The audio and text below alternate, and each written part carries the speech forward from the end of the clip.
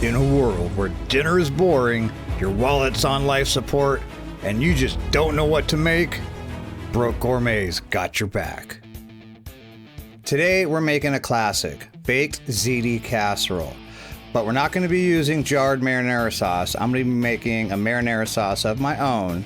So let's head over to my tiny little kitchen and see what I come up with.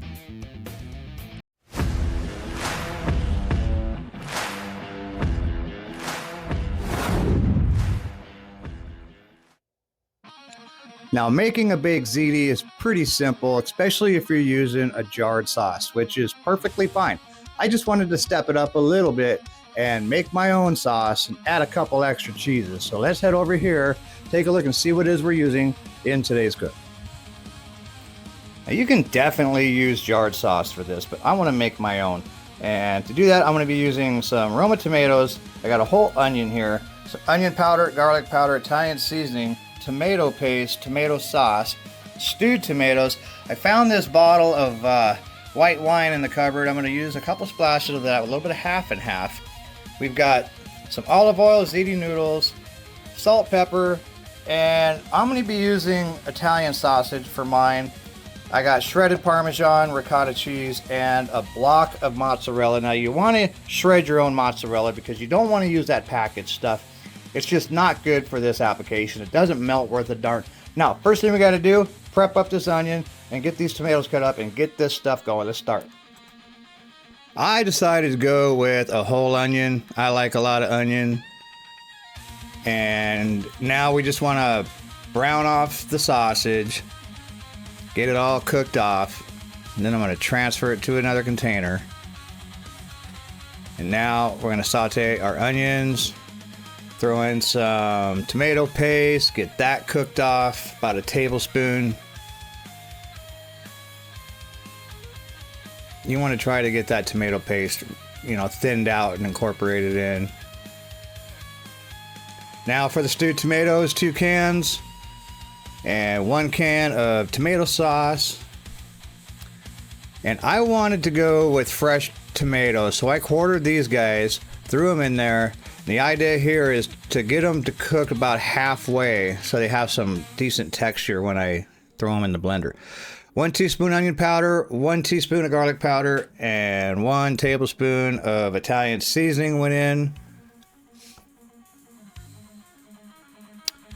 Bring that up to a simmer, a little bit of salt to taste. Then I added about 1/4 cup of the white wine.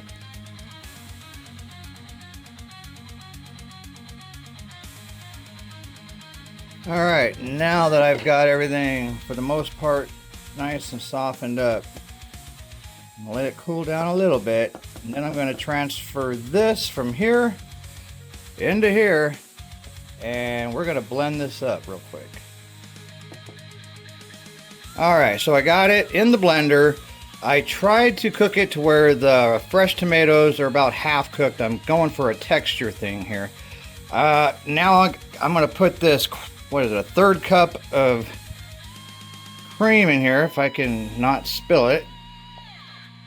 And this is a little trick my mom used to do. Alright, now we're just going to put the lid on it and pulse it a couple times.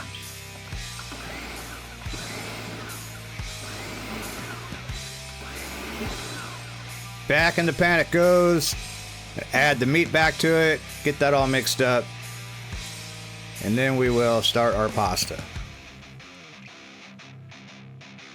Alright, water started.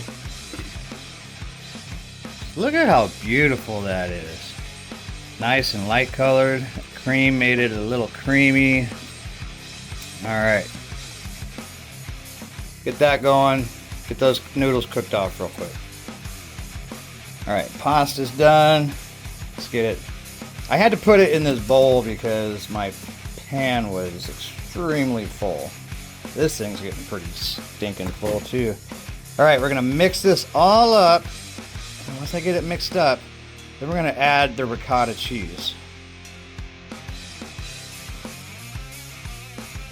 Alright, so we got it mixed up.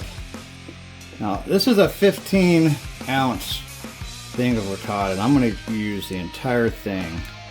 I just make sure you mix it up really, really good. That's quite a bit of cheese. And then we're going to put it in the 9x13 pan, and I just tried to fill this thing up as full as I could, not to overdo it. I actually had some left over. I got the cheese shredded up. This is the easy part now. Now I'm just going to cover it with some mozzarella. I got the oven preheating to 375 degrees. I'm going to put a nice layer of mozzarella on this. Then we're going to sprinkle a layer of Parmesan. Into the oven she goes.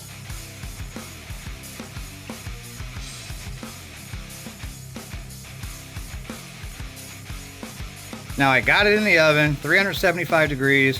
I want the cheese to melt and get a nice crust on it. I'm thinking an hour, 40 minutes. We'll come back and check on it. Now this would be a perfect time to tell you about today's sponsor. Just kidding, just kidding, just kidding. I don't have any sponsors. However, if you like what I do on this channel, subscribe, like the video. Now let's go inside and see how this thing looks.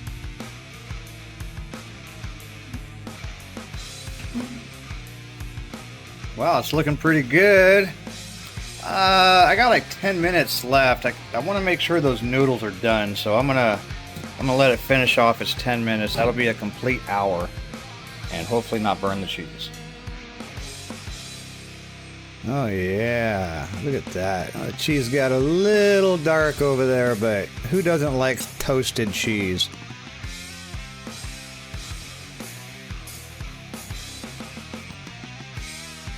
Nice and slow. There you go. Oh yeah, baby. That's what I'm talking about.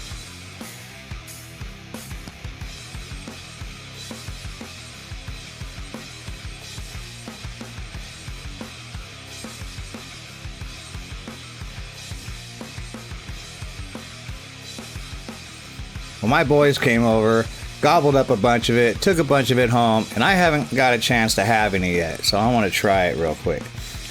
That Parmesan cheese sure made a nice crust on top.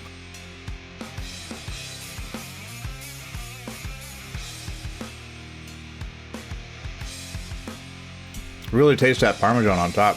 It's nice and golden brown. You can taste the wine. It's everything you would expect it to taste like. It's fantastic. I can't imagine anyone in your family wouldn't love this stuff. So, if you like what I do on my channel, do me a favor, smash that subscribe button, hit the like if you like the video, and I will see you guys in the next one.